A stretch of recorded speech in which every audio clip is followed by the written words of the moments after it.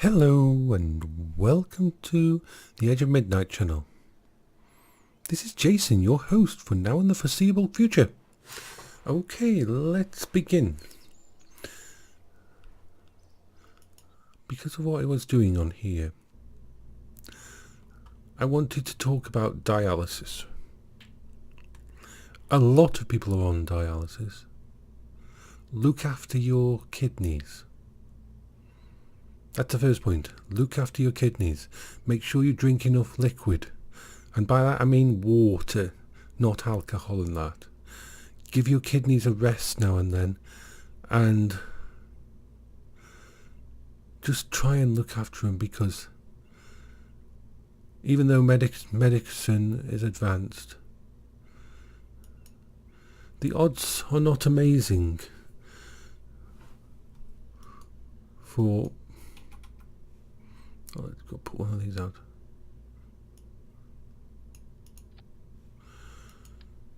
For dialysis.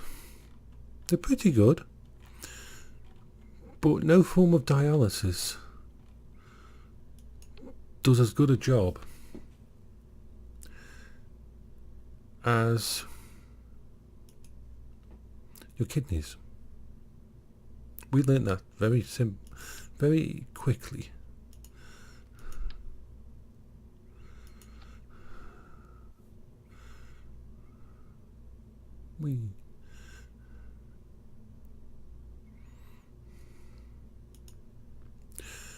There's two primary types of dialysis: hemodialysis and peritoneal dialysis. Now, hemodialysis is the one you see on all the shows like Casualty and that, where you have a big machine, your blood's taken out of your body, put through a machine, and it goes back into your body. You have that done 3 times a week, usually 3-4 times a week, and you go to hospital usually. You can have it done at home. They will put the system into your home, but it's a more risky thing to do at home because your blood is being taken out of your body and into a machine and back into you. The risks, if you've not got really good training, so they prefer to do that at hospitals. But you can have it done at home. They will provide it. The home team will train you for it. It was an option for me and Paola if the one we were on, peritoneal dialysis, ever failed.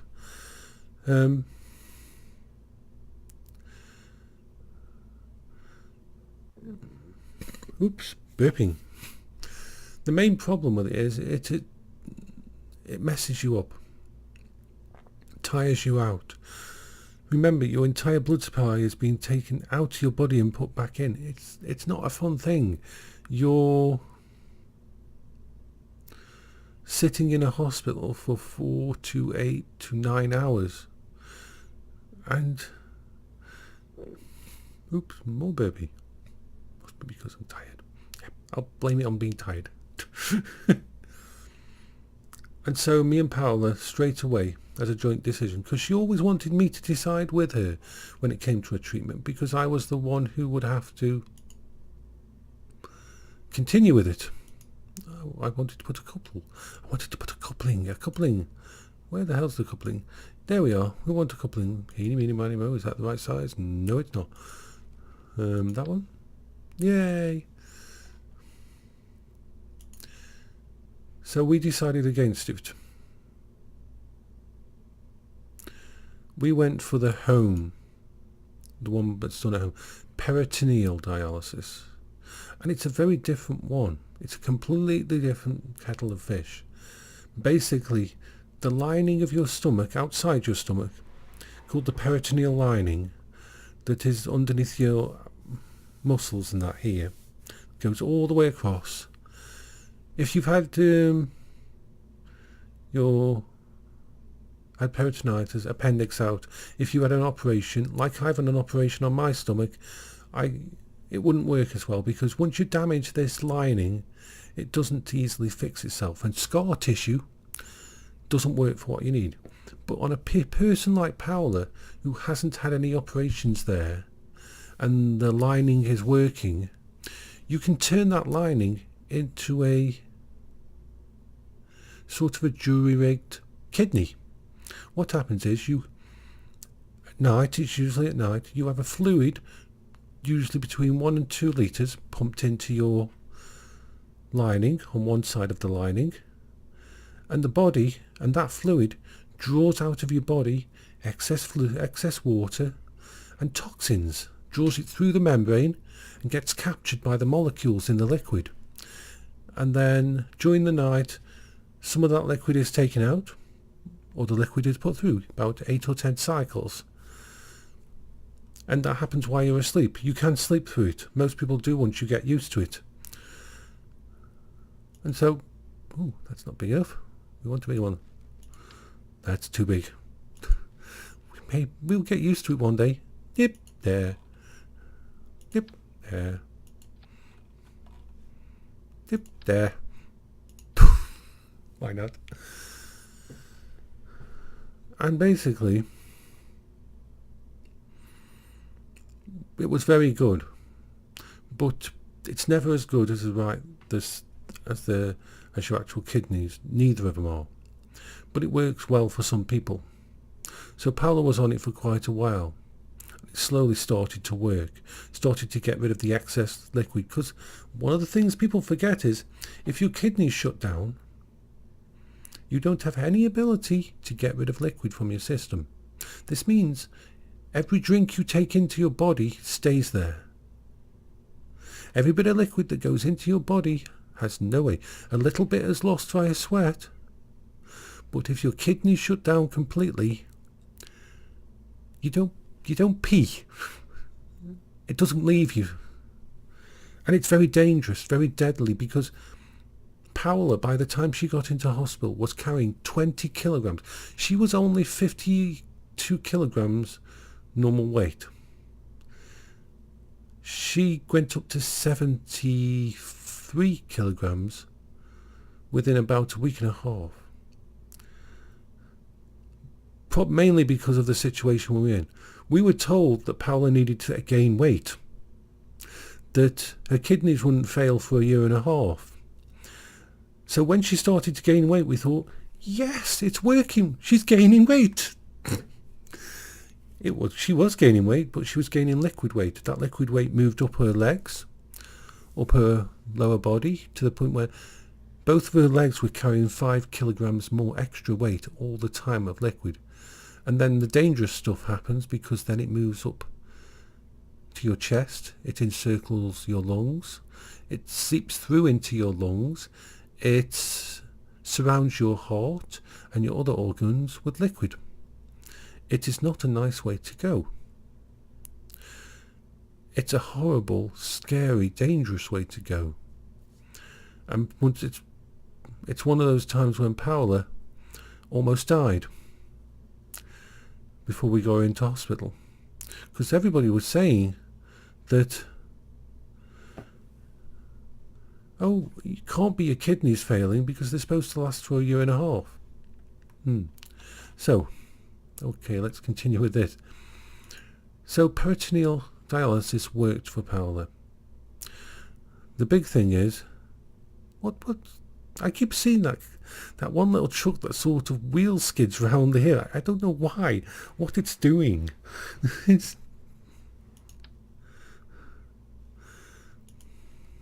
see if we can find something that's really powerful. That looks powerful. Let's put you on. Yay. It would be too big, wouldn't it? It would be too big. Let's see. There. No. I'm sure I'm supposed to put more things on here than this, but at the moment I'm just going to... Will this even fly? Will this get off the ground? I don't care. This is just something I'm doing so that it doesn't... I aren't just talking to a picture. Do you think it'll stay upright? We'll find out in a sec, because I aren't adding anything else to it. I'm just going to send you up and see what happens.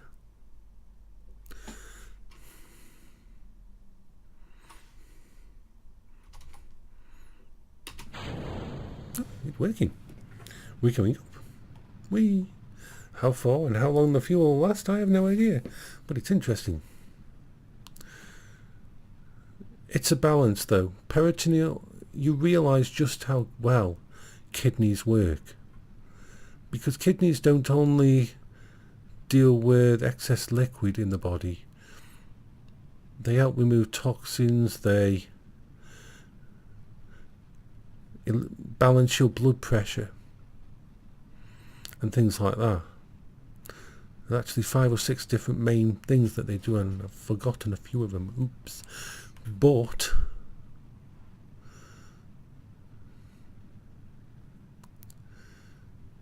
it's a very hands-on process. You have bags of fluid that you put through the body, 15 kilograms or 20 kilograms worth. That's 20 litres of liquid go through the human body at night. It doesn't all go in at once, of course, that would be bad. But what happens is the machine, it's a really smart machine, just puts the first 1.2 litres in, then 30 minutes or so later, depending on your cycle, it will take some of it out and replace it with more, and so on until it gets through the entire 20 litres. Some people, everybody's unique, some people's lining is what's called a fast absorber, which means they have to do quicker cycles because it'll absorb fast, but then it might release. Some people are slow absorbers, which means that you've got to wait a little bit longer between cycles so it can sit in there longer and draw out more stuff. Some people are in the middle. Paula was in the middle to start with, and you can change. So let's turn it there. See where we end up. Probably in the ground, but I don't care. There, I think that's good. We will go closer to the ship now. See, that's about the most simple rocket you can make. I could have put this in orbit quite easily, probably, without even thinking. Sometimes you overthink these things. Every week she had to have blood tests. They'd come out and take bloods. Every day I had to text the doctors at the hospital with how much fluid had come out of her body and how much fluid was going into her body, because you can't let it build up. And you tweak it. We had just got it to the point where it was working pretty perfect for her, and she was getting back her strength and getting back her energy, and we were talking about going on walks again.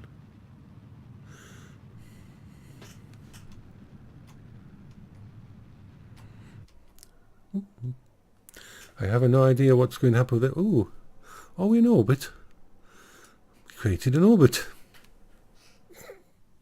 That's crazy. Didn't expect that. Especially with that ship. I don't do any of the math. I just thought 3 of them, 1 of them, up, go. That shows how easy it is to get into orbit if you don't think about it.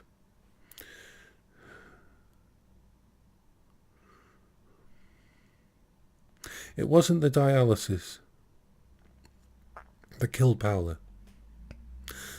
And the dialysis team at Stoke-on-Trent Hospital, the Royal Hospital there, are amazing. I could ring them at 2 o'clock in the morning for advice. And they taught me so well. That the big thing about peritoneal dialysis is you've got to be 100% hygienic. You have to turn your house, basically, anything that's going to be touched to do with the dialysis machine has to be surgical clean. You wash your hands on 3 different types of fluid. You clean everything. You can't miss any of the steps, and you can't just use normal soap. Well, you can for some of it, not for the parts. And once you've washed your hands, you've got to hold your hands up like this. Sometimes they say to do this. Once you've washed your hands, you put your hands like this so that you won't do this. So you won't scratch your bottom. So you won't touch something. Because if you touch something between the time you get from the sink to looking after Paula and putting the bags up and connecting all the lines, I've got to go back and wash my hands again. This is why in dramas, surgical dramas, you'll see them scrub themselves and then hold their hands up like that as they walk about. They've trained themselves so that when they don't do the normal things that everybody does with their hands, like that, or that, or that. It's very hard. You have to train yourself not to do any of those things, because it's so easy to do. And like I've said before, when you wash your hands, the first thing that will happen when you wash your hands is your nose will start to itch. It will. It's just one of those things. It seems to be a thing that happens. Your nose will itch, and you will just it'll drive you crazy. But you can't. Because the moment you do that, that finger's not sterile. You touch something else. You touch one of the pipes. You touch the pipe that's touching Paola, that's going inside Paola. And then you can get something called sepsis. And you can get a very dangerous kind of sepsis, because if you get a contamination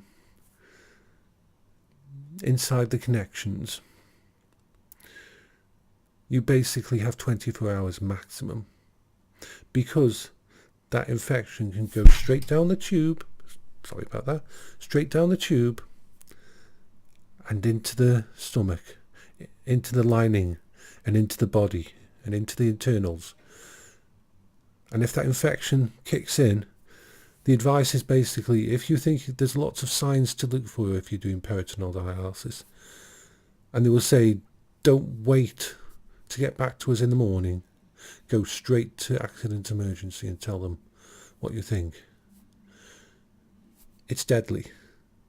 But I know people that have been on peritoneal dialysis at home for years and never had an infection. Because the problem is, if you get an infection, it can damage the lining, which makes it less efficient, which makes it not work as well. That's why people usually have to come off peritoneal dialysis and go on to hemo or a transplant. Paola could never have a transplant, because whatever killed off her kidneys within a month was still there. And it was the same thing that damaged her heart in the end. So having a transplanted organ, even though she was at the right age and everything, and the professor, because we had this amazing consultant, but he was actually a professor, and he was just top of his game. But even he said to Paola and me, when he first met us, he says, I've been looking at your paperwork, and you're a very unique case. I need you to tell me what's going on, because I haven't seen this before. And it was one of the nicest things that this guy who had PhDs and everything, who everybody came to in the area about as an expert, to say to us,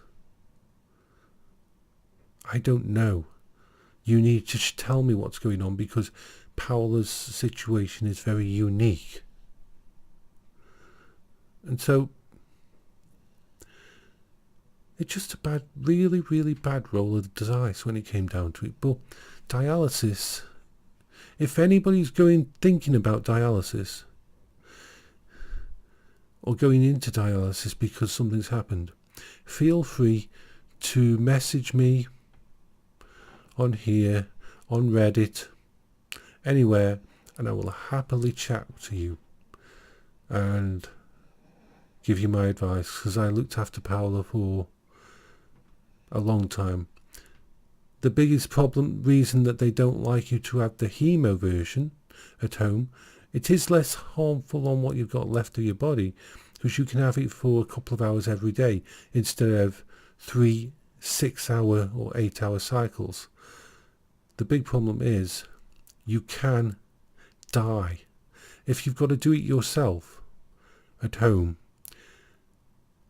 the blood is going out of your body. If something goes wrong and you faint, there's no one there to disconnect you from the machine. There's no one there to stop it.